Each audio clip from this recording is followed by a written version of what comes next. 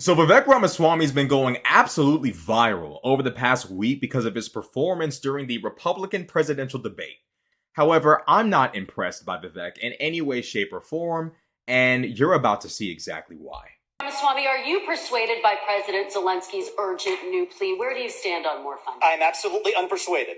And I'm actually enjoying watching the Ukraine hawks quietly, delicately tiptoe back from their position as this thing has unwound into a disaster. The first half of this race, I was the only person standing for it. Now they're actually quietly coming around to being more cautious, as they should.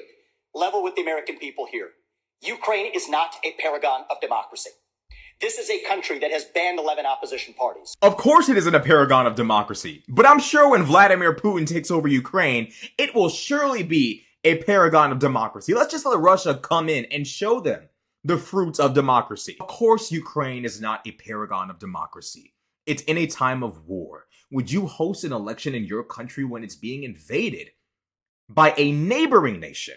Mind you, there are people within Ukraine that ethnically and ideologically identify with the invading country. Would you host an election? Why would you do that? Never mind the fact that you're currently being invaded by a nation that is your women, kidnapping your children, and genitally mutilating your soldiers. But Lord forbid that Ukraine withholds elections for the time being, maintains cohesion, and fights back against an invading force. God forbid that. God absolutely forbid that. Lord have mercy. Let the Ukrainians defend themselves now. Absolutely ridiculous. I can't even begin to wrap my mind around the stupidity of what Vivek is saying. It has consolidated all media into one state TV media arm. That's not democratic. Obviously, Zelensky is going to do everything in his power to stop Russia from trying to win the war internally by dividing Ukrainians against one another. It is a time of war, and the existence of their people depends upon victory in this war. Of course, they're not going to sit there and entertain Russian news outlets promoting the idea of ceding ground and surrendering to Russia.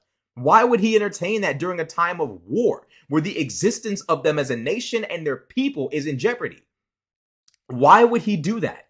I genuinely don't understand why Vivek Ramaswamy is so willing to just hand over Ukraine to Russia because, well, Ukraine's not perfect during a time of war, so why should we help them? They're not acting perfect. They're not doing the perfect thing. They're not doing the above the bullshit thing. They seem to be really imperfect over there, so I don't think we should support them.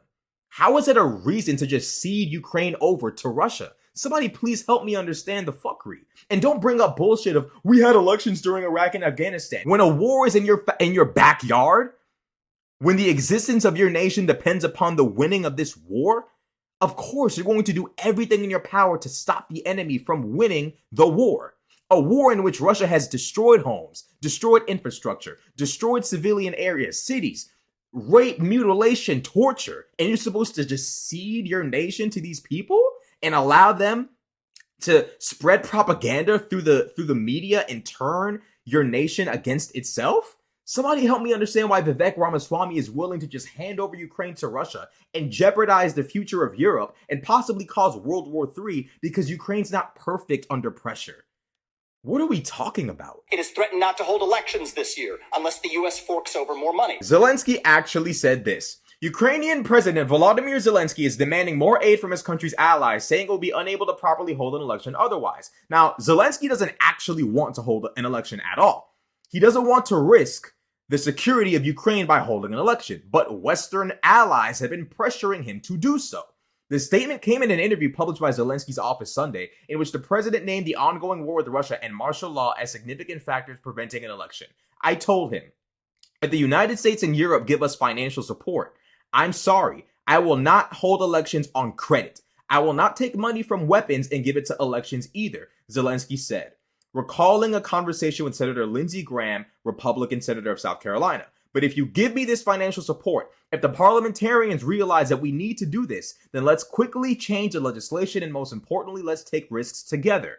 The Ukrainian leader also acknowledged a lack of infrastructure required to allow 7 million citizens of the country to cast their votes. Vivek Ramaswamy has to be the slowest nigga on the stage. This is a nation that has been under bombardment for a year. They're at war. Infrastructure has been destroyed. how in the fuck are they going to effectively, even if they wanted to do an election, how could they effectively get it done? Make that make sense to me, even infrastructure-wise. How are they going to do that? Why should Ukraine take money from bombs, bullets, and guns and allocate it toward an election that could very well harm their national security? Why would they do that? Why? But because they won't do it, we're going to stop sending Ukraine money. We're going to stop sending them weaponry. We're going to stop funding them. We're going to stop sending them intel. We're going to just hand over this nation to Russia and give Russia the confidence they need to possibly invade another European nation because, well, Ukraine didn't perform perfectly under pressure. They weren't perfect when they were being invaded and bombarded, so the West should just abandon Ukraine, let Russia do whatever they want. This is the logic of someone who's trying to run for president. What in the fuck is going on? Like, I genuinely, hold on, let me adjust my do-rag. What's going on? Real talk, bro. Like, this is a nigga that's running for president, bro? Bruh. Zelensky is trying to maintain the sovereignty and independence of his nation. That is more important than an election that could possibly jeopardize that.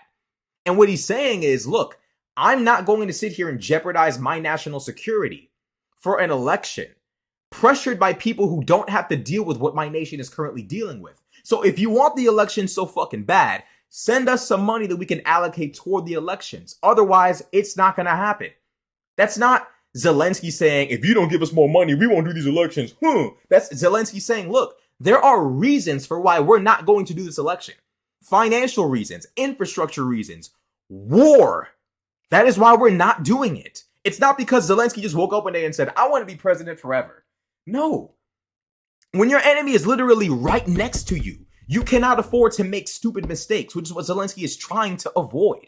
Why is Vivek Ramaswamy so incapable of understanding the most basic of geopolitical facts? All right, bro.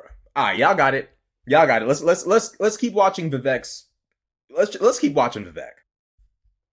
That is not democratic. It has celebrated a Nazi in its ranks, the comedian in cargo pants, a man called Zelensky.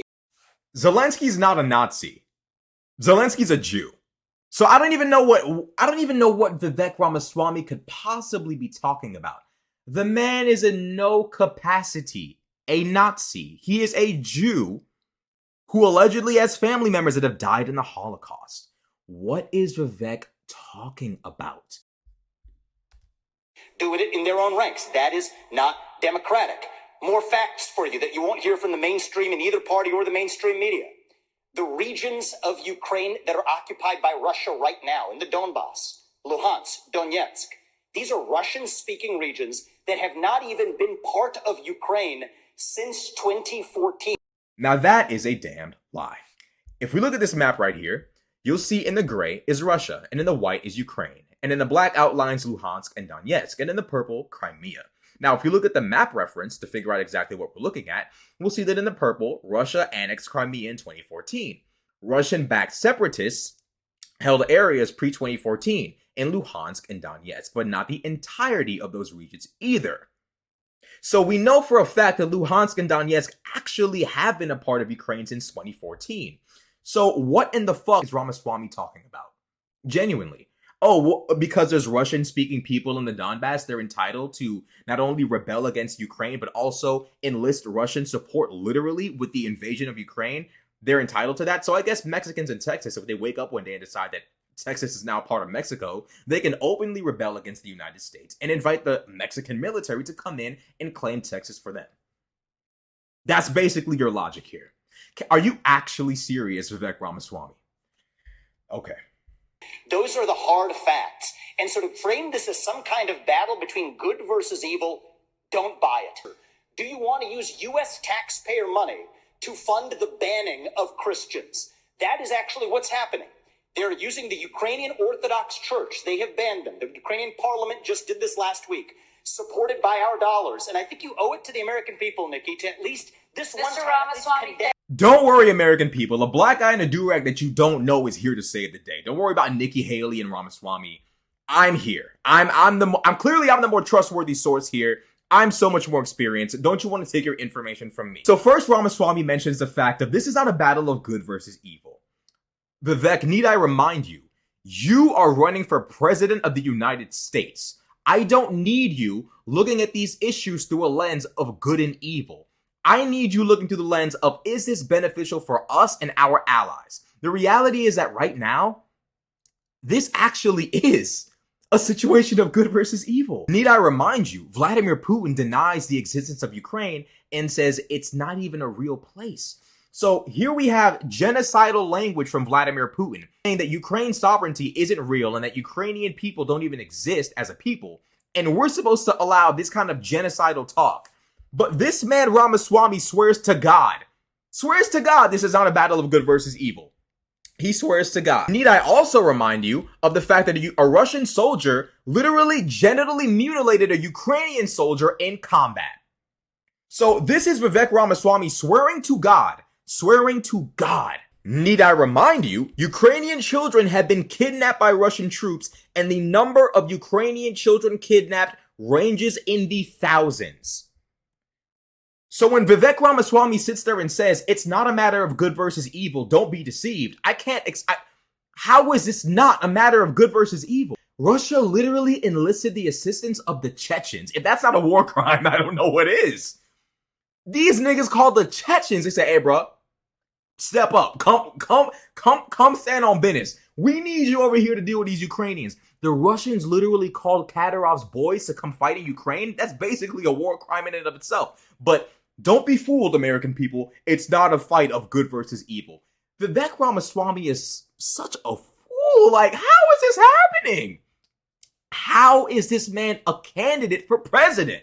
And you know what's sick?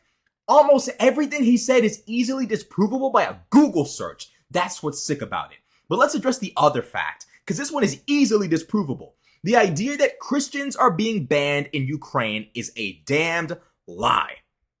There is no banning of Christians in Ukraine in any capacity, in no way, shape, or form. However, I will tell you this much though.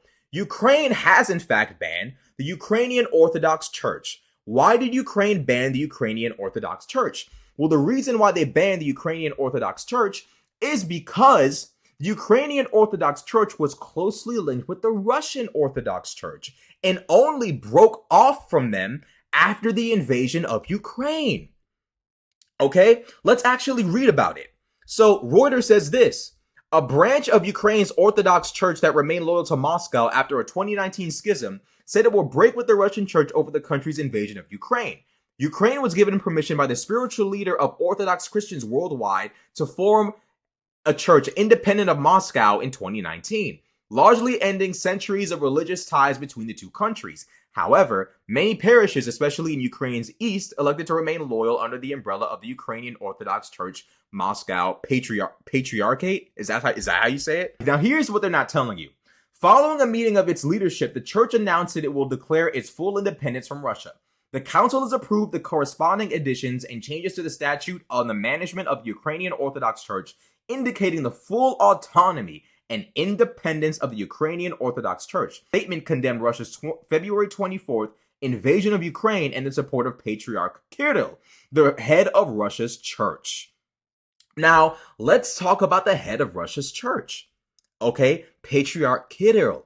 Okay, this guy is a longtime ally of President Vladimir Putin. So imagine an organization like the Ukrainian Orthodox Church, which has close links with the Russian Orthodox Church. Some members of the Ukrainian Orthodox Church have refused to break ties with the Russian Orthodox Church.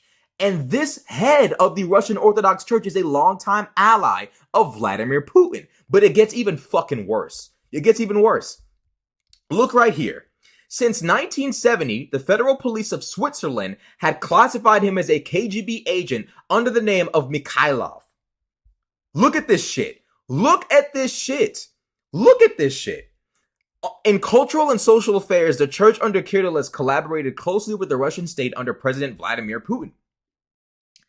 Vivek Ramaswamy would have you believe the Ukrainians woke up one day and said, let's ban Christianity. Nigga, like the cap, like it's so much cap. Like, how is he doing this? How is he getting away with this? The reality is that Ukraine did not ban Christians or Christianity. It is banned an organization that is closely tied to an organization that is run by an alleged KGB operative by the Swiss federal authorities. What is Switzerland notorious for? Their neutrality. They don't like to get involved in other people's bullshit. And the fact that since 1970, not 2022, it's not that the Swiss decided to be biased or decided to join up with anti-Russian narratives. No, since 1970, they've classified this man as a KGB agent. The Swiss are well known for their neutrality, but you want me to believe that Ukrainians woke up one day and said, fuck Christianity? What are we talking about? Stop it.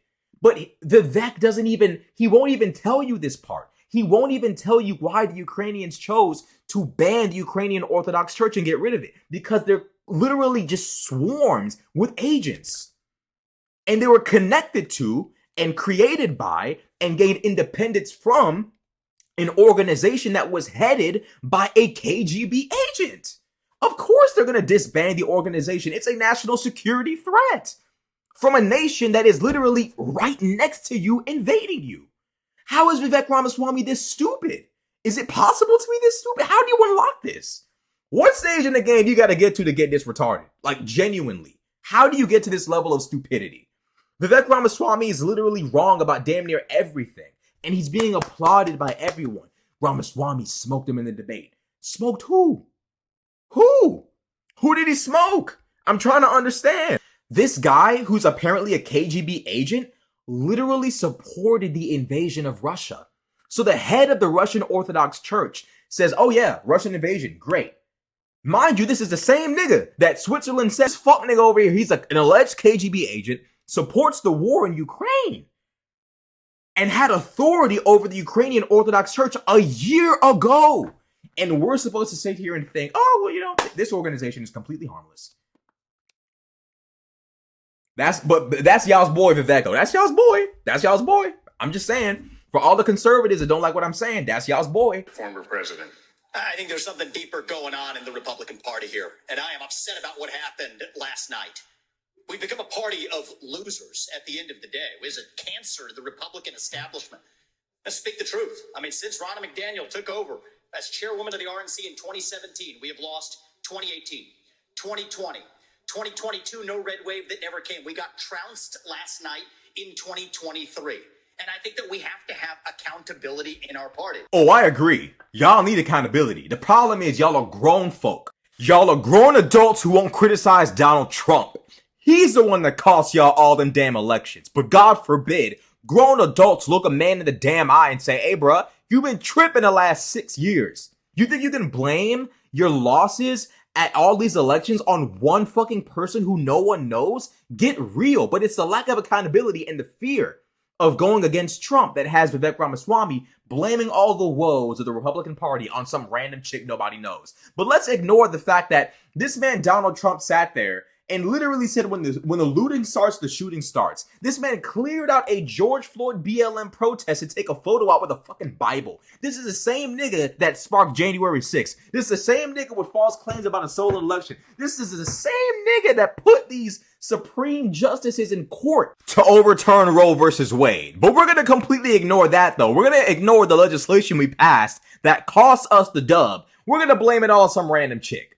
Yeah. Don't blame the legislators. Oh no, it's the head of the RNC. She's the source of the problem. She's the boogeyman that's costing us all these elections. Stop it. Vivek, stop. We're not going to blame the president of the United States being incredibly divisive and chaotic, undermining American intelligence agencies, standing right next to Vladimir Putin. No. We're not going to blame the big man. We're going to blame some random white chick nobody knows. I forgot her name. I don't even know the chick name. We're going to blame her for the failure of the Republican Party. But we're not going to say anything about Donald Trump, though. No, January 6th did not affect us at all. The overturning of Roe versus Wade didn't affect us at all. Supreme Court justices being involved in all these scandals. No, absolutely not. No issue at all. No, that's not why we lost. We lost because of some random person no one knows. But this man's sitting there talking about accountability. The first step to taking accountability is first looking at y'all's legislation. Look at the people in office. Matt Gaetz, Marjorie Taylor Greene, folk in the House of Representatives holding up the ability to pass fiscal legislation. Y'all can't even pick a fucking speaker. Y'all are grown adults. Y'all over there doing bullshit in Congress. But you gonna blame your losses on some random white chick. Y'all, bruh, the Republican Party are the kings of scapegoats. Y'all will find everybody to blame but yourselves. Like, this nigga Donald done fucked up the game for y'all, like, big time. But it's not his fault, though. No. God forbid we blame Donald. It's not Deontay's fault. No, it's not Deontay Trump's fault. No, it's this random white chick. God forbid we blame Marjorie Taylor Greene and Matt Gaetz and the rest of the goon squad up inside the House of Representatives for holding up us having a speaker, playing all these damn games with the American people's time and money, by the way. Let's ignore that. But because the average American doesn't have the time to research this shit, he can get away with blaming the woes of the Republican Party on some random person. The head of the RNC is somehow the reason why Republicans are losing. Not the people in Washington passing laws. Oh, no. Not the political pundits. Oh, no. Not Donald Trump, who refused to hand over documents to the FBI. This man literally sat there and played games with the feds over documents he wasn't supposed to have. Joe Biden turned his in. Mike Pence turned his in. Donald, the only nigga trying to play games. He got himself in this situation. Y'all won't blame Donald for anything he does wrong. Why are y'all? But y'all are grown adults and stand 10 toes, stand on business and tell the truth. The reason why y'all losing so goddamn much is because of Donald Trump. Grow up. I'm sick of this shit. Like, if you want to support Trump, that's fine, but like, own up to the fact that y'all are losing because of him. All this bullshit blaming everybody else while simultaneously talking about accountability. The hypocrisy is astounding here. Blows my mind. I would tell the prime minister no. In fact, I would go one step further. The founding vision of Israel was based on the idea that they don't want to depend on anybody else's sympathy or direction in defending themselves. So what I would tell Bibi is that Israel has the right and the responsibility to defend itself. I would tell him to smoke those terrorists on his southern border, and then I'll tell him as president of the United States, I'll be smoking the terrorists on our southern border. That's his responsibility. This is our responsibility. That's how we move forward. But I want to be careful to avoid making the mistakes from the neocon establishment of the past. Corrupt politicians in both parties spent trillions, killed millions, made billions for themselves in places like Iraq and Afghanistan, fighting wars that sent thousands of our sons and daughters, people my age, to die in wars that did not advance anyone's interests, adding $7 trillion to our national debt. And Joe Biden sold off our foreign policy. Joe Biden's son, Hunter Biden, got a $5 million bribe from Ukraine. That's why we're sending $200 billion back to that same country. Right, so first and foremost, you can't just sit there and say, okay, Israel, you do what you want to do over there. We'll do what we want to do over here. It doesn't work that way. In case you forgot, Islam is a pretty big religion. And they view themselves as being in a religious war with Israel. Do you not see the Muslims all over the world going crazy over a conflict that has nothing to do with them?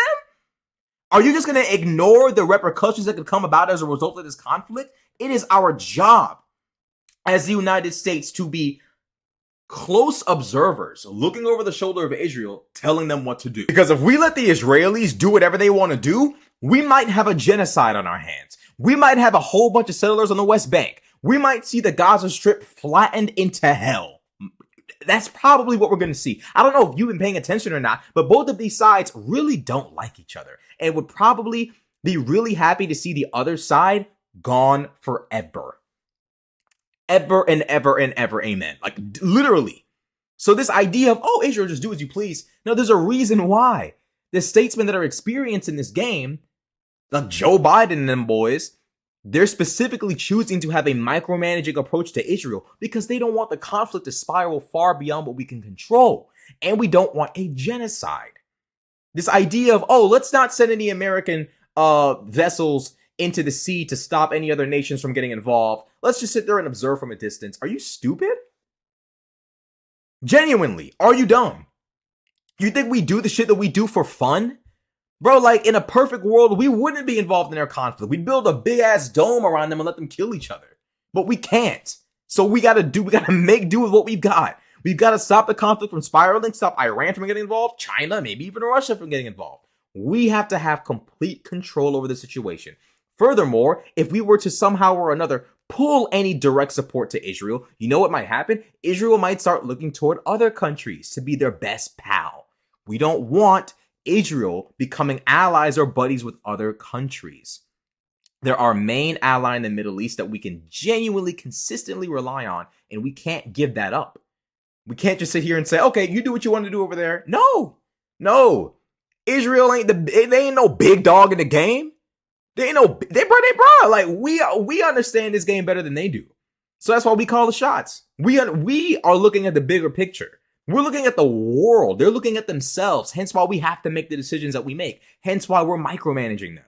What is this nonsense about just let them smoke the terrorists? But these Israelis, a lot of them, the far right Israelis, they don't want to just smoke terrorists. They want to smoke Palestinians, all of them. Okay? We can't allow them to do that. Just like how we can't allow Hamas to wipe out every Jew in Israel. We can't let that happen. But the idea of not micromanaging the conflict is ridiculous to me. But if we gave you the keys, we know what your ass would do. You just sit there and let things go as they please. Oh, I'm worried about I'm worried about the American people. If you're so worried about us, stop these problems from spiraling into issues that we might have to confront. I don't want American people to have to die on the battlefields of the Middle East again. We already did that before. The reason why we're doing such an extreme job of trying to control the situation as it stands now is so that we don't end up back there again. The solution is not wiping our hands clean and saying, all right, we're done here, because we're never done here. The reason why we put these interventionist policies in the first place into place was to stop conflicts from spiraling so far out of control that American kids have to die at the age of 18, 19 years old over bullshit. So trying to compare the war in Iraq to trying to contain these wars where they are without sending American troops is so stupid. He's dumb. He's literally dumb. The Republican Party is not that much better. You have the likes of Nikki Haley, who stepped down from her time at the UN. Bankrupt or in debt was her family. Then she becomes a military contractor. She joins the board of Boeing and otherwise, and is now a multimillionaire. So I think that's wrong when Republicans do it or Democrats do it. That's the choice we face. Do you want a leader from a different generation who's going to put this country first? Or do you want Dick Cheney in 3-inch heels? All right, Mr. In which case, we've got two of them on stage tonight. You know, it's funny he brings up Nikki Haley working for Boeing. Frankly, I don't give a fuck. Boeing is a defense contractor for the United States of America. We need them. They need us. We do business. I don't care. This demonization of the military-industrial complex is so childish. The military-industrial complex, being so big as it is and being so closely tied into our government, is why we're able to send all these weapons to Ukraine and halt the Russian military without risking one American life. All these other European countries that don't play with their military-industrial complex like that, you know what happened? When that war in Ukraine broke out, they were out of ammo to send to the Ukrainians within months. They were out of ammo to send. Sorry, we don't have any more. We got to make more. Sorry. Because they weren't focusing on the production of weapons. I frankly don't give a shit about the military-industrial complex. It's not a threat to the United. I just don't. It's just not. It's not. Sorry.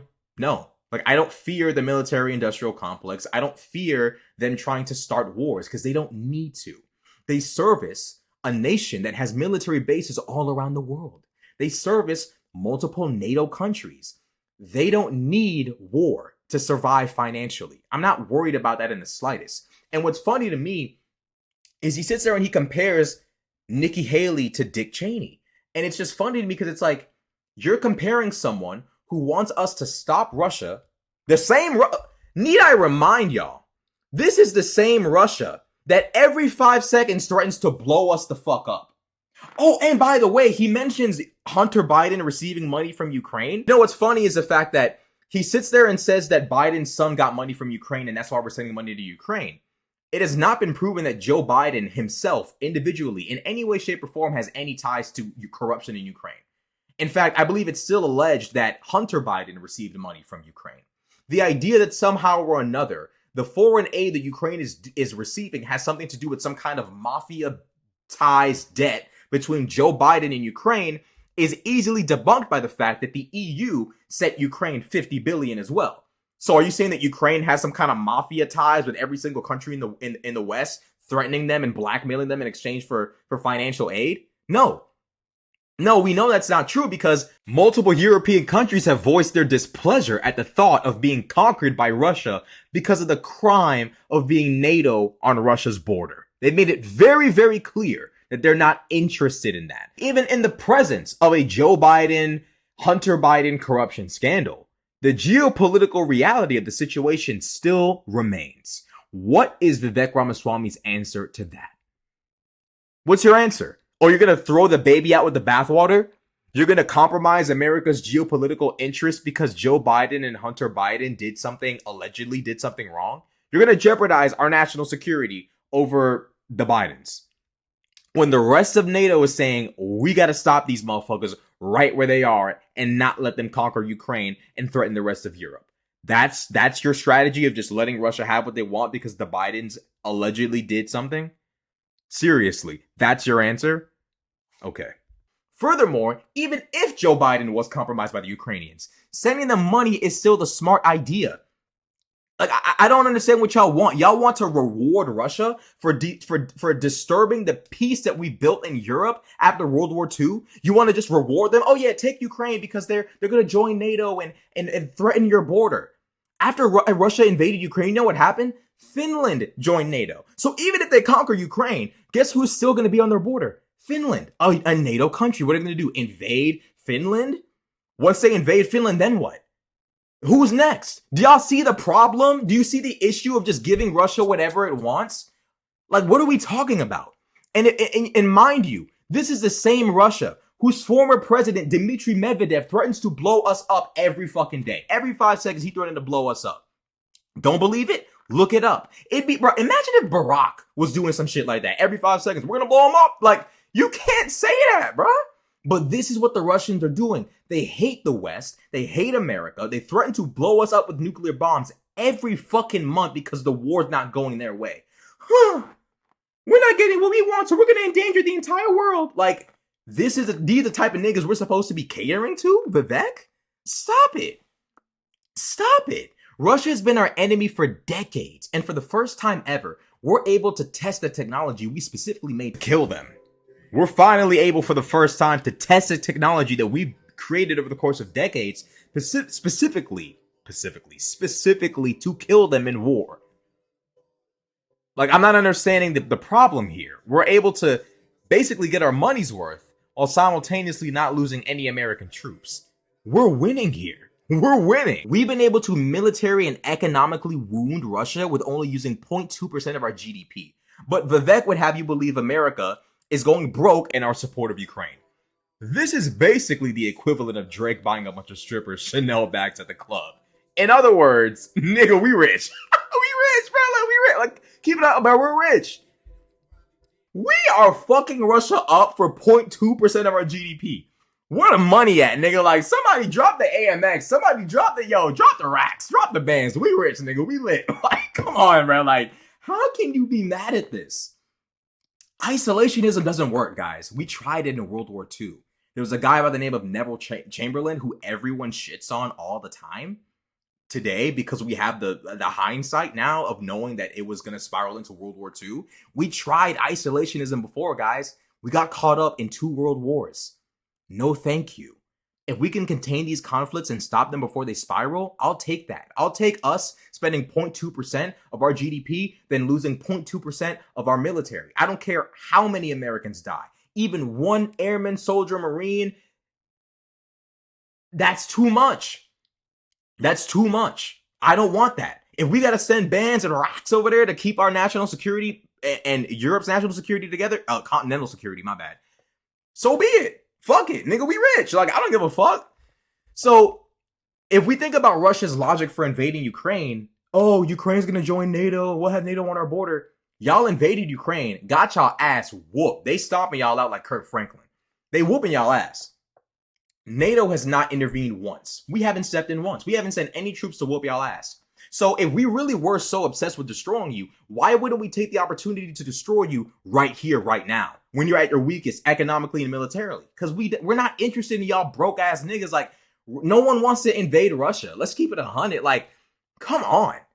Come on. We've tried the it's not our problem approach before. That's why after World War II, we started building military bases all over the fucking world. But this dude's, he popping, he lit. I can't lie, Vivek, he lit right now. Because when the average American just doesn't have the time to look this shit up and fact check every little thing. But the reality is that Vivek Ramaswamy's isolationist policies have been tried before, Vivek, and we got caught up in World War II. We tried. We genuinely tried isolationism. But it's 2023. It ain't real. It doesn't work. It's just not real. It's not an option. Conservatives, y'all got to choose better candidates. Don't let the glitz and the glam fool you. A lot of the shit these politicians are saying are 2 to 3 Google searches away from being disproven. So that's all I got to say. Let me know what y'all think in the comment section below. Y'all voting for Big Dog Vivek? Y'all fucking with the nigga or what? Let me know what y'all think in the comment section below. Like, comment, subscribe. I'm out.